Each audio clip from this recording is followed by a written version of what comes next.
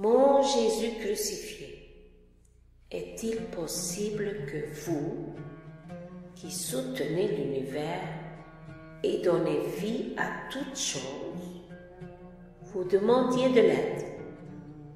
Oh, combien je voudrais pénétrer chaque goutte de votre sang et y verser le mien pour adoucir chacune de vos plaies. Je voudrais adoucir la piqûre, chacune de vos épines, apaiser l'amertume de votre agonie.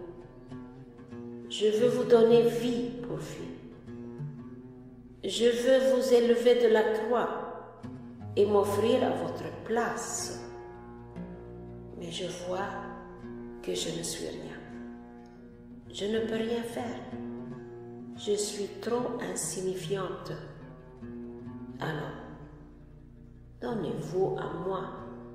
Je prendrai vie en vous. En vous, je vous donnerai à vous-même. Et vous m'accorderez mes désirs. Mon Jésus déchiré, je vois que votre très sainte humanité se dissout. Non pour vous-même, mais pour accomplir notre rédemption. Vous avez besoin d'aide divine. Vous vous jetez dans les bras du Père pour chercher aide et réconfort. Oh, combien le divin Père est touché en voyant l'horrible destruction de votre corps, l'œuvre terrible que le péché a accomplie dans vos très saints membres. Pour satisfaire vos désirs d'amour, il vous presse contre son cœur paternel et vous donne l'aide dont vous avez besoin pour compléter notre rédemption. Dans ses bras, vous ressentez plus fortement dans votre cœur le martèlement des clous, les coups de fouet, le déchirement des plaies et les piqûres des épines. Oh, combien cela scandalise le Père! Combien il s'indigne en voyant ces plaies formées dans votre cœur, même par les âmes qui vous en sont sacrées, même par les âmes qui vous sont consacrées. Et il vous dit dans sa douleur, est-il possible que même vos élus vous aient renié? Certaines âmes semblent même se réfugier dans votre cœur pour vous remplir d'amertume et vous causer une mort plus douloureuse. Le pire est qu'elles dissimulent les blessures et qu'elles vous infligent sous un voile d'hypocrisie. Oh, mon fils, je ne peux contenir plus longtemps mon indignation devant leur ingratitude. Elle me cause plus de souffrance que toutes les autres. Page 141. Mais ô mon Jésus, vous surmontez tout et vous défendez tous ces âmes. Vous vous protégez avec l'immense amour de votre cœur contre les vagues d'amertume et les plaies que vous infligent ces âmes. Pour apaiser le Père, vous lui dites, « Mon Père, regardez mon cœur, que ces souffrances puissent vous satisfaire, que plus elles sont amères, plus elles soient puissantes pour obtenir de votre cœur paternel grâce, pardon et lumière à ces âmes. Mon Père, ne le rejetez pas. Elles seront mes défenseurs qui continuera ma vie sur terre. Ô Père très aimant, mon humanité a maintenant atteint la fin des souffrances. J'ai le cœur rempli d'amertume, de douleur intime, de souffrances inouïes qu'il a endurées durant 34 ans. depuis le premier instant de mon incarnation. Père, vous connaissez l'intensité de cette amertume intérieure. Elle m'aurait fait mourir d'angoisse à chaque instant si notre omnipotence ne m'avait pas soutenu, prolongeant ma douleur jusqu'à cette souffrance ultime. Je vous ai offert jusqu'à maintenant toutes les souffrances de ma très sainte humanité pour apaiser votre justice. Je vous les ai offertes pour que descende sur les âmes votre miséricorde triomphante, pour la protection des âmes qui nous sont consacrées. Je vous offre maintenant mon cœur. Je vous l'offre écrasé, oppressé et brisé de tous les instants de ma vie mortelle. Ô Père, je vous offre ce cœur qui vous a aimé d'un amour infini. Je vous offre ce cœur qui a toujours brûlé d'amour pour mes frères, pour vos enfants en moi. Je vous offre ce cœur généreux avec lequel j'ai désiré souffrir, pour vous donner complète satisfaction pour les péchés des hommes. Ayez pitié de cette désolation, de ces douleurs continuelles, de son angoisse, de son tourment et de sa tristesse en face de la mort. Ô Père, y a-t-il jamais eu un battement de ce cœur qui n'ait cherché votre gloire et le salut de mes frères au prix de mes souffrances et de mon sang? Mon cœur oppressé ne s'est-il pas épanché en supplications, gémissements et soupirs ardents? N'ai-je pas pleuré à pleurer miséricorde en votre présence pendant 34 ans? Ô Père, vous m'avez entendu un nombre de fois infini pour un nombre d'âmes infini, et je vous donne des remerciements infinis. Mais Père, les souffrances de mon cœur ne peuvent être calmées.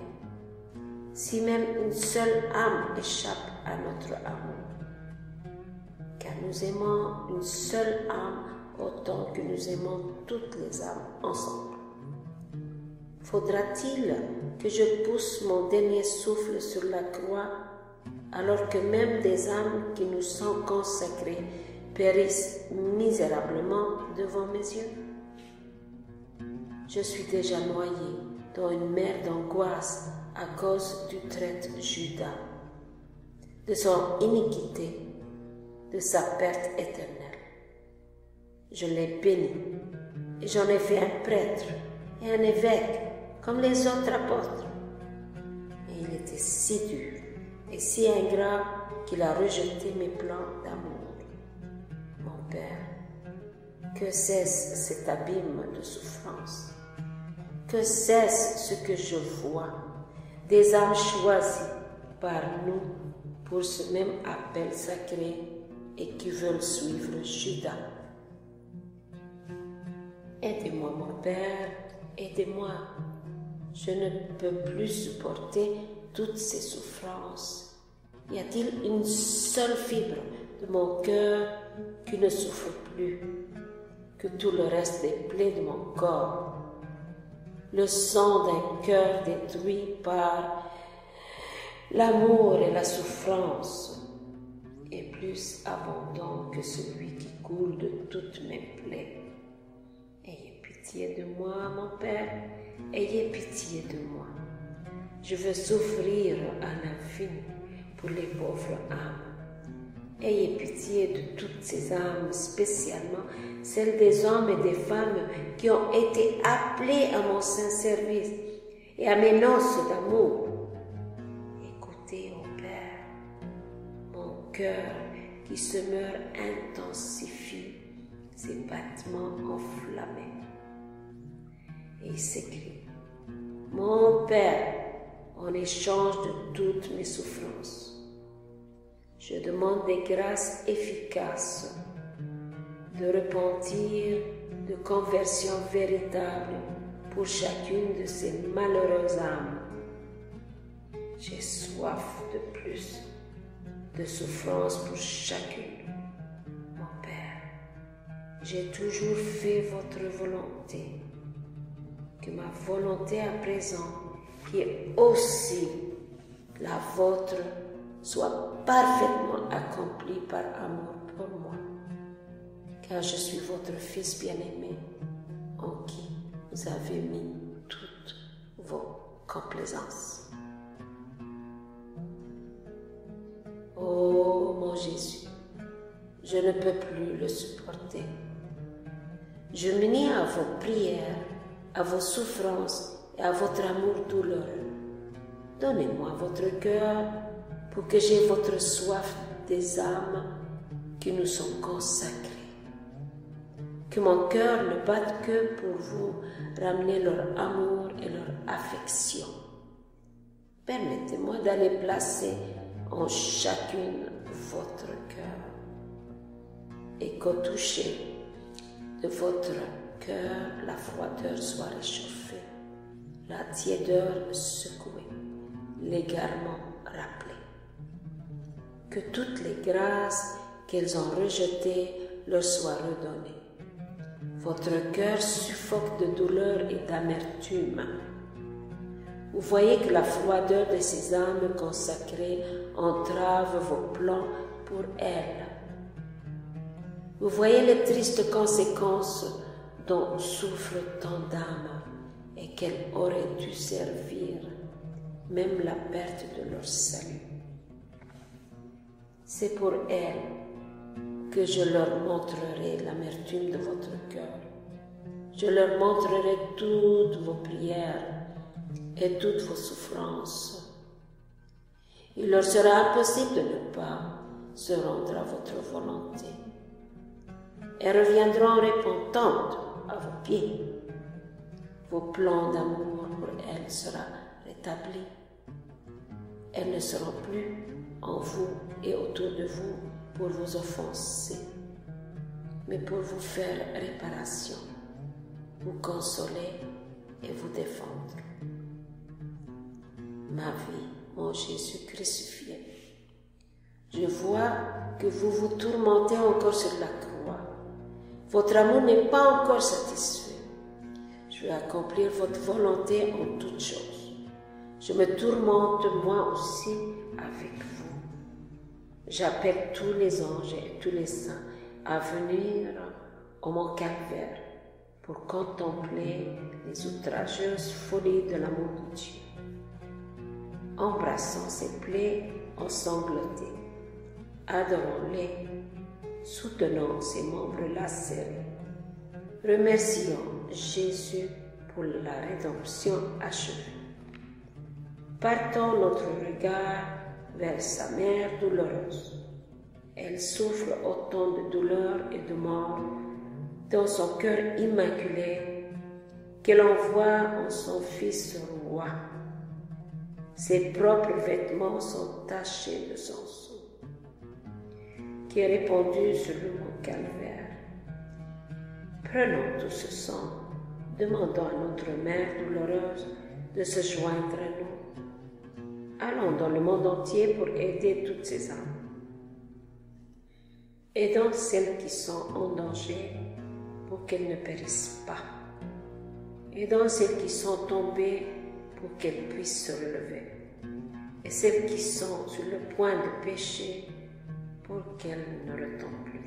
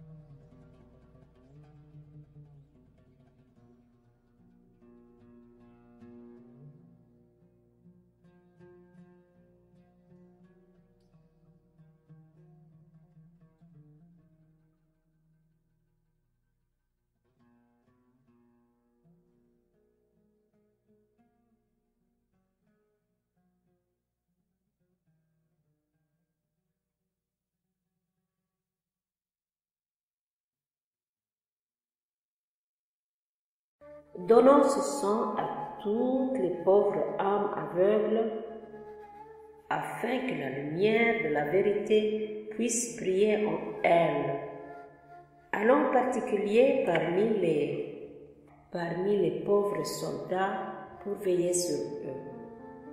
S'ils sont sur le point de tomber, frappés par une balle ennemie, recevons-les dans nos bras pour les réconforter. S'ils sont abandonnés de tout et perdent courage, donnons-leur ce sang. Que ce sang leur donne la grâce et la résignation et les soulage de leur souffrance.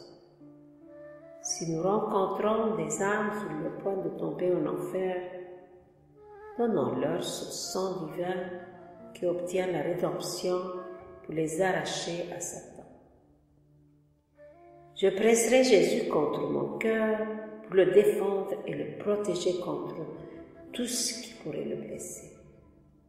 Je presserai toutes les âmes contre son cœur pour que chacune reçoive les grâces efficaces de conversion, de salut et de force. Oh Jésus, je vois que le sang coule de vos mains, de vos pieds en petits ruisseaux. Les anges en pleurs vous entourent comme une couronne et admirent les merveilles de votre amour infini. Je vois votre tendre mère au pied de la croix, transpercée par la souffrance. Je vois votre chère Marie, Madeleine, et votre bien-aimé Jean, ravis dans une extase d'émerveillement, de souffrance et d'amour. Oh Jésus, je m'unis à vous et j'embrasse votre croix. Je prends toutes les gouttes de votre sang et je les verse dans mon cœur.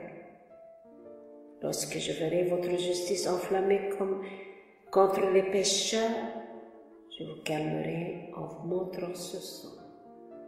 Quand je voudrais la conversion des âmes esclaves du péché, je vous montrerai ce sang. À cause de ce sang, vous ne rejetterez pas ma prière, parce que je tiendrai ce témoignage entre mes mains. Mon Jésus crucifié, au nom de toutes les générations passées, présentes et futures, avec votre mère, avec tous les anges,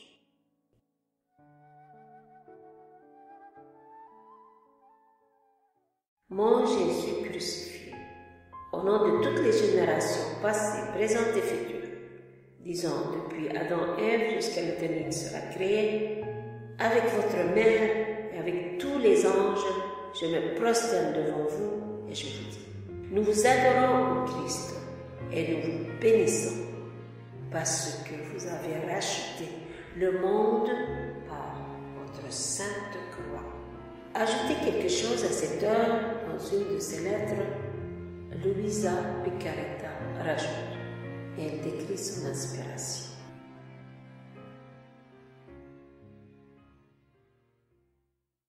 Durant l'heure de la crucifixion, presque à la fin, Jésus élève son âme vers son Père céleste. Je le suis par mes pensées jusqu'au ciel. J'essaye avec lui de désarmer la justice divine. Alors si enflammé, il me semble que le Seigneur Jésus me pousse à écrire cette prière que je dis habituellement. Alors l'auteur explique cet ajout en ces termes. En cette heure, Jésus sur la croix récapitule sa vie entière depuis le premier instant de sa conception jusqu'à son dernier souffle. Il accomplit toutes choses et remercie le divin Père de tout le bien qu'il a fait pour toutes les créatures, même pour ses souffrances. Il glorifie le Père, l'implore et lui fait réparation en un moment. Il fait en un moment tout ce qu'il a fait durant toute sa vie entière. L'âme répète tout ce que Jésus fait en commençant depuis le moment de sa conception jusqu'au dernier instant de sa vie. Et leur merci pour tout ce qu'il a fait. Et comme la gratitude de l'homme est si grande, et qui se montre même encore plus ingrat pour les bienfaits qu'il a reçus, sans jamais remercier le Seigneur, l'âme cherche également à faire un tout entier avec Jésus, comme Jésus l'a fait avec son Père.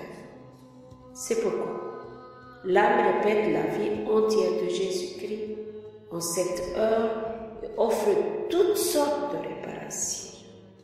Parmi tant d'âmes, y en a-t-il qui témoigneront de cet héroïsme d'amour pour Jésus?